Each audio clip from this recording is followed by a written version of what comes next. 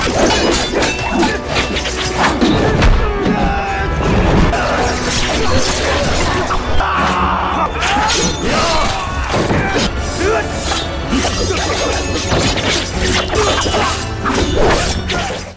teman-teman semua, kembali lagi dengan Keke di sini.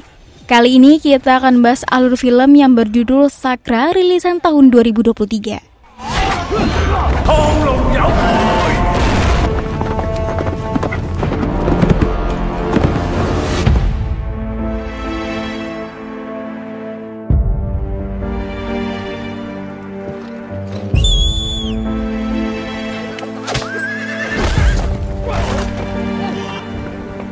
Film ini dimulai dengan diperlihatkannya sepasang suami istri yang menemukan bayi di depan rumah mereka. Karena merasa kasihan, mereka akhirnya merawat bayi tersebut dan diberi nama Xia Feng. Seiring berjalannya waktu, Xia Feng tumbuh menjadi pria kuat dan ahli dalam bela diri. Ia juga sering membantu suku Kaipang untuk menghabisi para perampok. 你真係唔怕死㗎？佢冇事啊！今日又有幾多寮賊死喺你手上啊？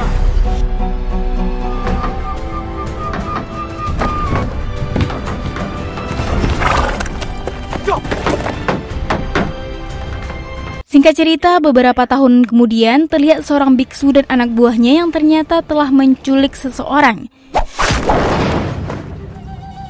Xia Feng yang kini sudah menjadi ketua Khitan, rupanya tengah menunggu kedatangan si biksu. Kemudian Xia Feng meminta si biksu untuk melepaskan pria yang diculiknya. Namun si biksu menolak dan langsung menyuruh anak buahnya untuk menyerang Xia Feng.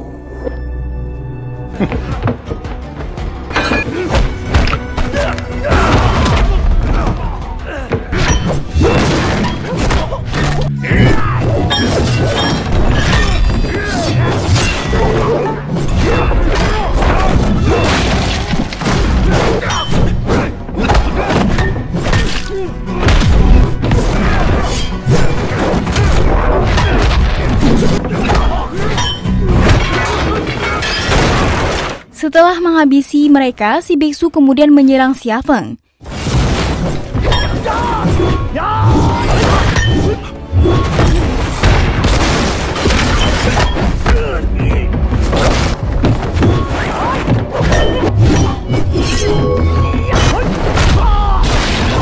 Sadar jika lawannya sangat kuat, ia pun menggunakan semua jurusnya.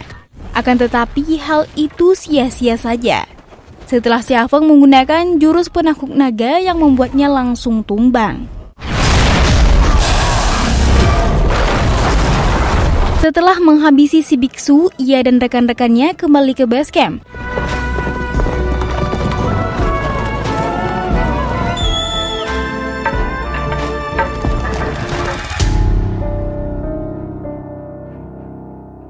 Namun sesampainya di sana, Xia Feng malah dituduh telah membunuh wakil ketua Kaipang. Para tetua semakin yakin setelah menemukan sebuah bukti berisi surat yang ditulis oleh wakil ketua jika Xia Feng adalah orang suku Khitan, yaitu musuh bebuyutan suku Kaipang. Istri wakil ketua juga mengaku jika ia melihat sendiri bahwa Khitan sudah membunuh suaminya. Sebagai hukuman, Xia Feng pun akan bertarung melawan para tetua. Namun karena merasa tidak bersalah, Xia Feng memilih untuk melukai dirinya sendiri.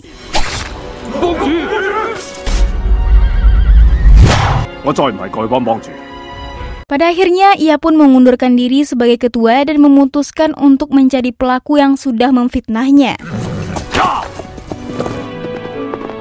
Setibanya di rumah, Xia Feng dibuat terkejut melihat orang tua angkatnya telah tewas. Tak lama kemudian, dua orang warga tidak sengaja melihat hal itu dan menuduh Xia Feng sebagai pembunuhnya. Xia Feng pun tidak ingin meladani mereka. Ia pun pergi menemui gurunya. Naasnya sang guru ternyata mati terbunuh. Xia Feng kembali dituduh sebagai pembunuh setelah salah satu murid melihatnya ada di sana.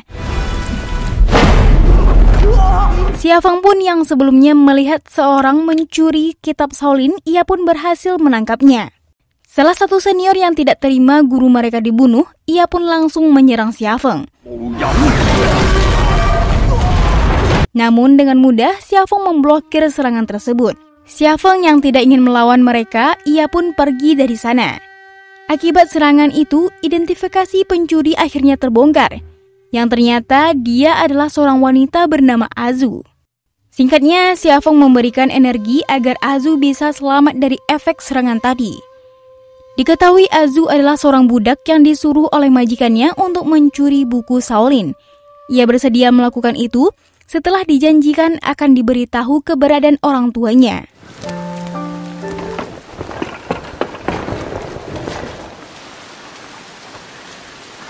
Nah, mantap.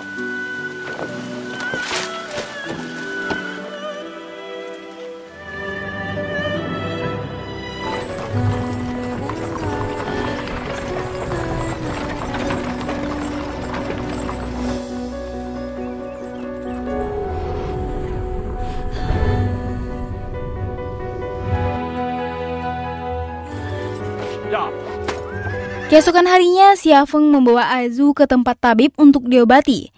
Sesampainya di sana, suku Kaipang dan suku yang lainnya rupanya bergabung untuk membunuh Xia Feng. Di sini, Xia Feng pun tidak akan meladani mereka, karena tujuannya ke sana hanya untuk menyembuhkan Azu. Si tabib yang mengetahui jika Xia Feng merupakan seorang pengkhianat, ia pun menolak untuk mengobati Azu. Namun di sini, ia memberikan penawaran jika Xia Feng bisa mengalahkan mereka, maka Azu akan diobati. Mendengar hal itu, ia pun langsung setuju. Sebelum pertarungan dimulai, Xia Feng mengajak mereka minum bersama untuk memutus tali persaudaraan, agar nantinya ia tidak merasa bersalah. Pada akhirnya, pertarungan pun dimulai, dengan para pendekar yang menyerang secara bersamaan.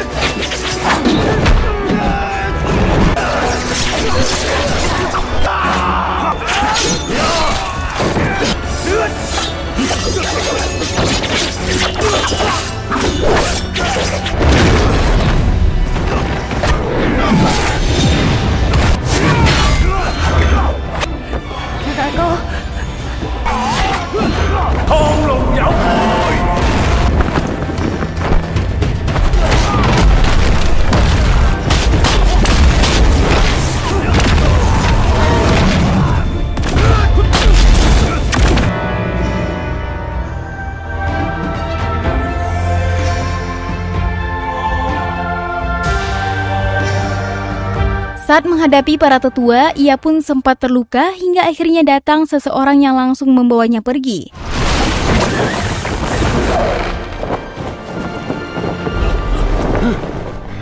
Setelah pertarungan itu, tabib menepati janjinya untuk mengobati Azu. Akan tetapi, Azu harus tinggal di kuil untuk memancing Xia Feng keluar.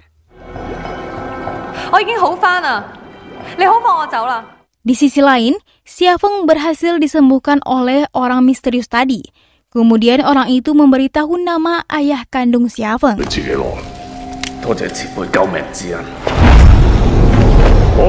Di sisi lain, kita diperlihatkan dengan bosnya si Azu yang bernama Murongfu. Nah, ternyata dia adalah orang yang sudah memfitnah Xia Feng. Tujuannya adalah membangkitkan kembali kerajaannya sekaligus membalas dendam sang ayah.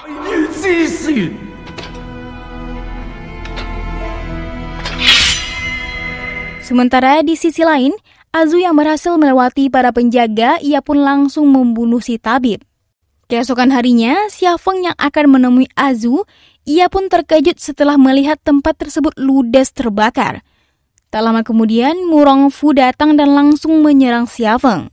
Kemudian ia pun mengajak Xia Feng bergabung untuk menguasai dunia bela diri. Akan tetapi, ajakan itu ditolak mentah-mentah. Mendengar jawaban itu, Mu Rongfu tidak langsung marah. Malah ia mengajak Xia Feng untuk menemui Azu.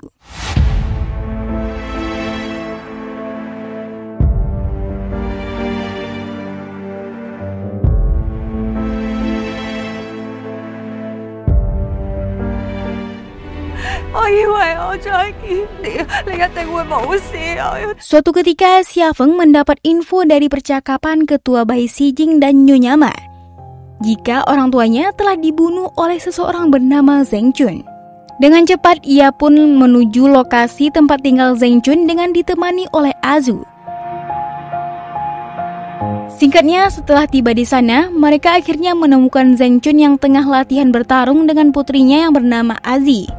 Xia Feng kemudian menghampirinya dan langsung memperkenalkan diri. Saat akan mengembalikan kalung milik Azi yang tadi ia temukan, Azu tak sengaja mendengar pembicaraan Zheng Chun bersama istrinya.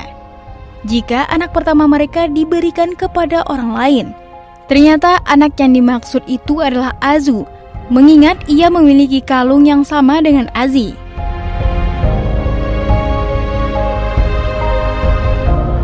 Malam harinya, Xia Feng mengatakan kalau dia akan membunuh Zheng Chun malam ini juga. Saat akan mencarinya, tiba-tiba Zheng Chun berada di perahu untuk meminta maaf atas perbuatannya di masa lalu. Meski begitu, Xia Feng tak peduli karena tujuannya yaitu balas dendam. Dan ternyata yang ia bunuh bukanlah Zheng Chun, melainkan Azu yang sedang menyamar. Azu mengaku kalau ia tak ingin ayahnya mati karena ia sangat menyayangi orang tuanya.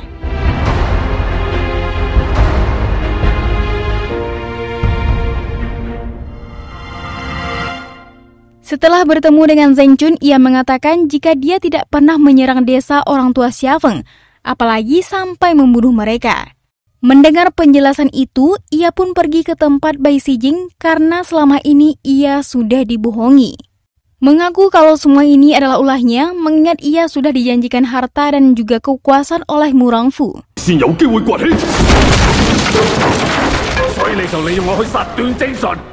Dengan bantuan Azi, akhirnya kebusukan Nyonya Ma terbongkar. Ternyata ia juga ikut terlibat karena ingin balas dendam kepada suku Kaipang yang telah menculiknya saat masih kecil. Ia juga ingin balas dendam kepada Xia Feng karena dulu Xia Feng sempat menolak cintanya. Tak lama kemudian Mu Rongfu datang bersama pasukannya. Tanpa diduga, ia malah membunuh Bai Xijing yang sudah membantunya.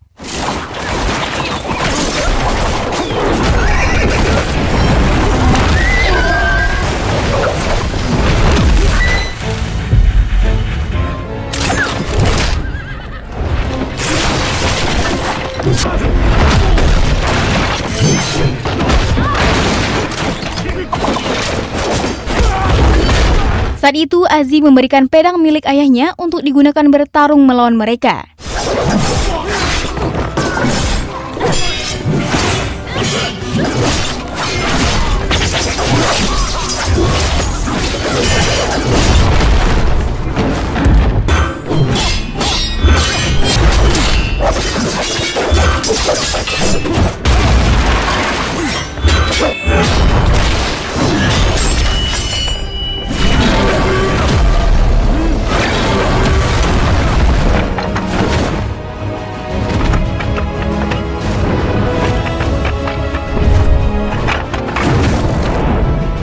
Di tengah pertarungan, Xia Feng melihat para ketua Kaipang yang sudah tewas karena menolak bergabung kepada Mu Rongfu.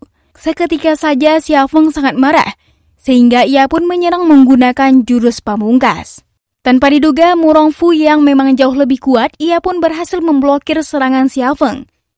Saat akan membunuh, tiba-tiba Xia Feng kembali bangkit dan berhasil menghabisinya.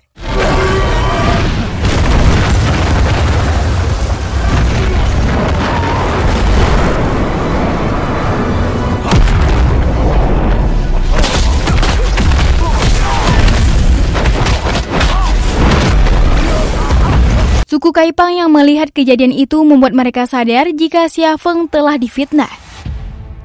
Singkat cerita, Xia Feng pergi ke makam Azu untuk menepati janjinya, yaitu pensiun dari dunia bela diri.